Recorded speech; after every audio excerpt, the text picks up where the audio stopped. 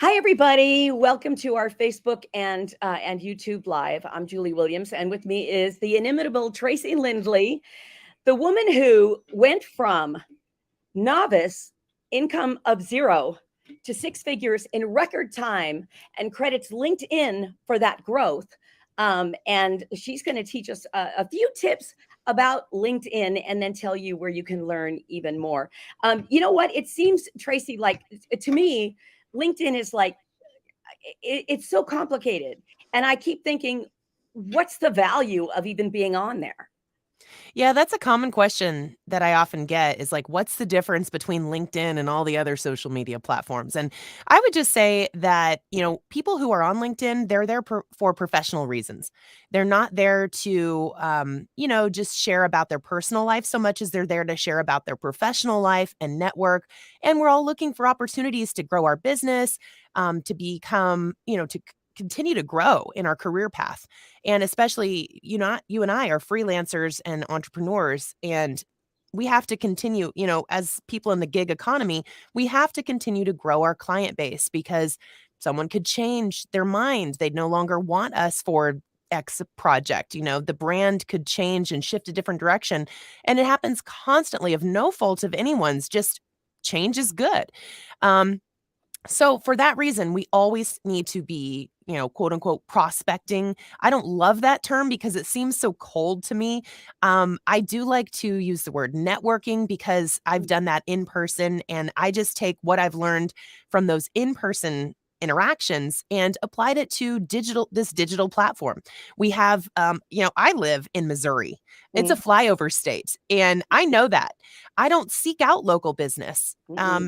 And so for that reason, I love the fact that as we have our voices that we can capture and share digitally. And so I've worked with people all over the world. In any given week, I had a session with somebody in Lebanon, somebody in the UK, as well as coast to coast. I work with somebody in New York and somebody in California just about every week. So we have the opportunity to share and network and do business with people all over the world. So what I would like to do is to just share a few tips, and you've asked me to gather 3 of my best tips, which Mm-hmm. I have done.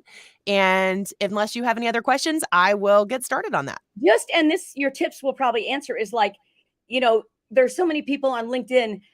How do we get through the noise and make them notice us? Which I'm assuming your three tips are pretty much going to cover. Well, there is a lot of noise. My best tip that I have shared over and over is to just be authentic. Don't be out for yourself, but be client focused. What can I give someone, not what can I take from someone? Mm-hmm. Sharing value and just making sure that what I have is something interesting. And maybe even if I have to share a project, that's about me. Mm-hmm. But yet I want to credit the people I work with, maybe share something fun and light. People in the business world, I wish LinkedIn had a laugh emoji because we still laugh as professionals and we still like to have fun. What are your three tips for how we can, if we like work diligently, no promises, but maybe go from zero to six figures in record time? Well, it takes consistency. And even I started my business right before I found out I was pregnant with my 4th child. And so I knew that my lifestyle was different than a lot of other people. And I didn't, yes, I waffled between, oh, I can't wait until she's older so I can have more time to work on the business. But then I don't want to wish her life away. And I really feel like I hit that balance the best I could. I used those little years where she's needing a lot of attention. And then, I had a toddler and a preschooler and an elementary school. So, whatever phase of life you're in, you have to take a good hard look at what you are facing. And if you are facing diapers and naps and baby food and whatever, and your kids are getting into everything, then you really only have a limited time to market. So, what I did was I used that hour and a half or whatever of nap time. Um, I would busy my other children with other activities and I would market. So I probably was marketing to about 20, 25 people every day was my goal. because I knew that I couldn't really record much. I didn't have any business, for one thing. Right. So I looked at it as, this is my job. My job now in this phase of life is marketing, because I don't have clients yet. This Right. was back in I started my business in 2014. In 2015 and 2016 were the hard hitting marketing years. And I am now barely marketing because I have so many clients that they're referring me to their clients.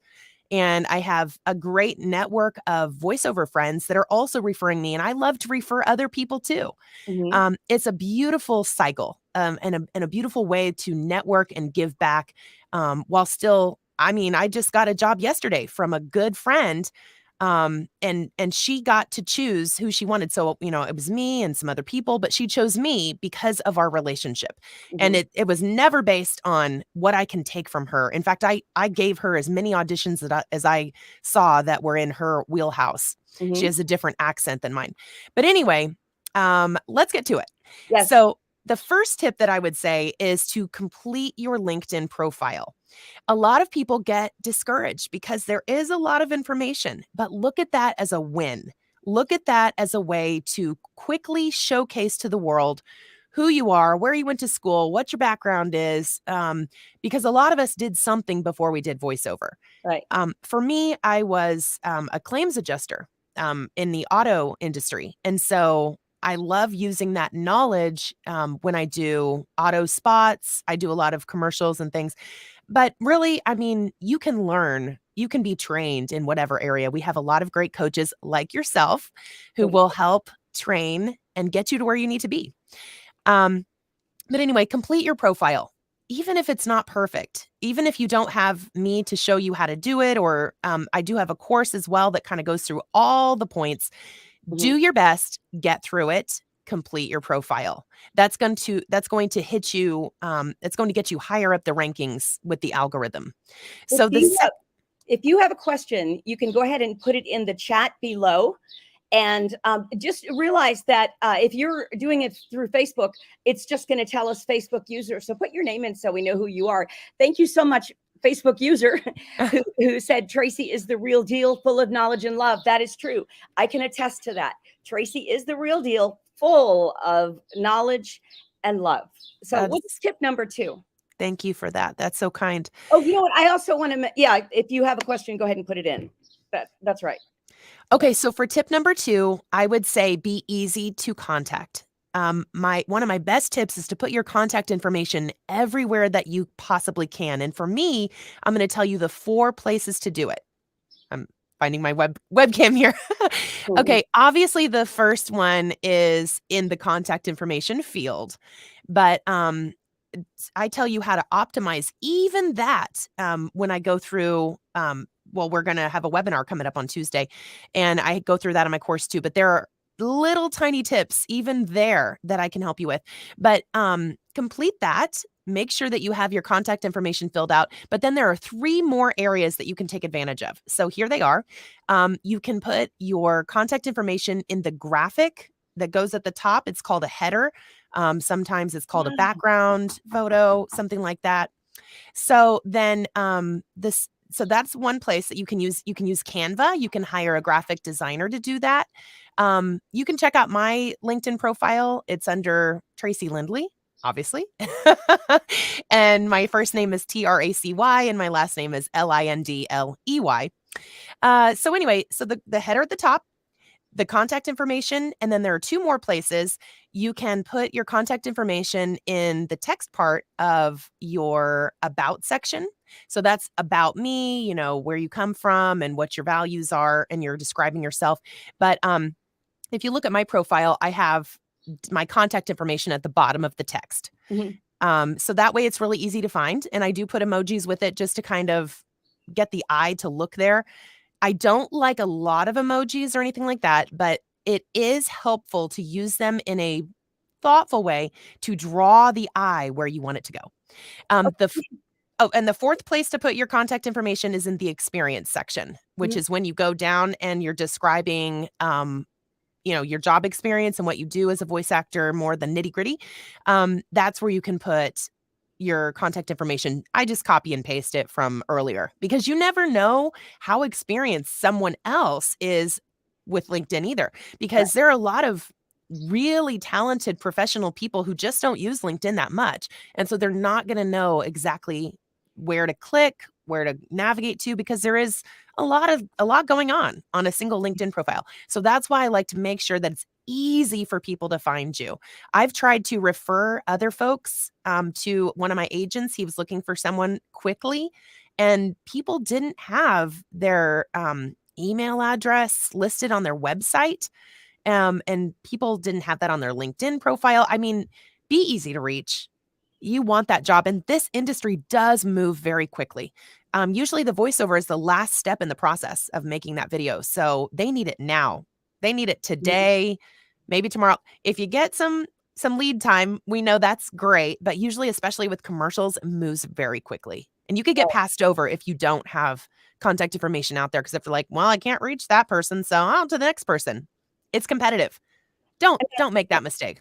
Tracy is just full of information about LinkedIn. I can tell you, we've done a number of webinars together, and I still don't know as much as she does. I still don't know everything she's taught, But the good thing is, if you attend one of these webinars, you will get a copy of the video, because I can tell you, you're going to learn so much that you're going to have to go back and do it step by step. You're going to be watching this again and again if you'll make the commitment to go to LinkedIn and really build your business that way.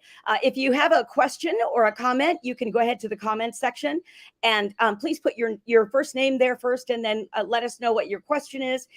Tracy has one more tip for us, but then after that, if there are any questions, we'll be happy to answer it. And if you would like to sign up for the webinar, go to the chat and click on the link in the chat box. It's Tuesday night, and that's going to be at 4:00 Pacific time, 4 p.m. Pacific time, and then that's at 7:00 Eastern time. And we'll go for an hour, hour and a half, depending on how many questions there are. So what is tip number 3? Okay, so the third tip I would say is to remember that if people can't easily see your work or hear your work, in our case, you'll also be passed over. People do not have time to go to your website and hunt that down. I've heard others say, well, all of my work is on my website. Well, why can't you just put some of that work on your LinkedIn profile? Right. Make that effort to do it, because we are here client focused. We're not here for ourselves. We're here to serve them. And so that means making life really easy for your client. That's a That's it. great that's what I preach it all the time, like client focus, because it's not about me, it's about you. And I do that with even the way that I approach social media, the way that I approach, what information I put out there on my LinkedIn profile or my website. I just want to make your life easy. So one way you can make your client's life easy is just by having your work right there. So all they have to do is click it. So there are 2 places you can put that. One is in the featured section, and that's where you want to put your best stuff. But you also can put it in the experience section, which you cannot upload an MP4 or MP3. You Mhm. do have to have a link. So that's why people need to have a YouTube channel, Vimeo channel, so that they can showcase their work there, but then link to it on LinkedIn. I've gotten to the point where I give a demo video with every demo that I do now, because of LinkedIn and places like that you can't upload your audio demo like we always have. So every time somebody buys a demo from me, they get a free video of that same demo, so that can be posted up on LinkedIn and some of the other social media sites that Right. again won't take the audio. That was a frustration for so long, but that is definitely the solution there. Okay, so the webinar again coming up Tuesday night, $69.95 a steal. And just click on the link that's in the chat box. And last call for questions. If you have any questions, looking through here, I don't see any more questions. That means you explained it very clearly to start with. So let's see. I was going to ask about the MP3s. What else would you say would make us stand out? Let's say when we're approaching somebody, we see this prospect, and I know you're going to go all through the process of finding the prospects and selecting them, because there's so many people on there. But when we approach this person, what's one tip that you would give? I would just make sure that you're a good fit for that person. Like if this is don't go hunting down audiobook production sites if you're not into audiobooks. I'm personally not someone that voices those. It's just too long and I can't stay interested and Too much work. yeah. So I prefer to I love commercials. My personality is just go, go, go, go. I want to feel good doing this project, closing the project in a single day. And Mhm. so commercials are my jam. I love web videos and explainer videos. I do enjoy e-learning as well, but I won't take on as many projects just because it's longer form, takes me a while. But so just make sure that your genres that you do and you specialize in match the producer or whoever that you are trying to get in contact with. You don't just say to yourself, "Well, I could do that." Make sure that it's something you enjoy and sometimes we don't know until we try. I did Right. attempt a couple of audiobooks back in the beginning because they were offered to me. Mhm. Um, but anyway, I quickly realized that I'm not gonna wanna do, like a sci-fi zombie apocalypse trilogy. No, thanks. I'm gonna pass on that. Yeah, I've done 20 audiobooks, but for the most part, I quit doing them like back right about the time you were getting in voiceover, right about 2014. Because sitting that long is hard. Here's the key: when I found myself dreading going into the Mhm. studio for less money that I make in e-learning, I just decided it isn't worth it. Now, Yeah. on occasion, if the right book came along, I would do it, but it would have to be a nonfiction, so it's a real easy read. It's almost like an e-learning. I don't have to do all the work that it takes to get characters and stuff like that. But you just have to decide what you're good at. There are people who I've been trying to get to do some e-learning because they're so good and they're just full time. They just don't have time to get into something else because they're really making a good living book after book after book in audiobook. So whatever you do, though, that's the cool thing is whatever you do, you can find prospects on LinkedIn, and Tracy can teach you how to do it. So come join us Tuesday. And I feel like even if you can't make it, it's definitely worth it to buy the replay. But those are some of my best tips, but there's more where that came from. A So whole lot more, trust me. I Oh, love doing these webinars with you, Julie. I think it's so fun to just share practical tips that we can put into practice right now, no matter what stage of your career that you are in. And I mean, even this is a lot of stuff that even any entrepreneur could employ, but that's this right. will specifically be geared toward voice actors. But this is still things that any entrepreneur needs to know. Every time we do a webinar, I feel guilty that I'm not committed like I should be because you will get results if you're committed. No promises, obviously. I can't promise, but seriously, you'll get results if you're committed to doing what it takes. By the way, to get the video of the webinar, all you have to do is sign up for the webinar as if you're going to be there. And then if you don't make it, that's fine. Within a day or two, everybody who signs up for the webinar will get a link to the worksheet that Tracy is giving away for free and also the replay of the webinar. So you don't even have to tell us if you're going to be there or not, because by registering ahead of time, you will automatically get that video. Thank you for explaining that. I do have people email me a lot with that Mhm. very question. So Yeah, thanks for covering that. That should be yeah, crystal clear to everybody. that's right. That's right. So we will see you guys on Tuesday night. And Tracy, I'm really looking forward to doing this again. Me too, Julie. Thanks. Bye, everybody.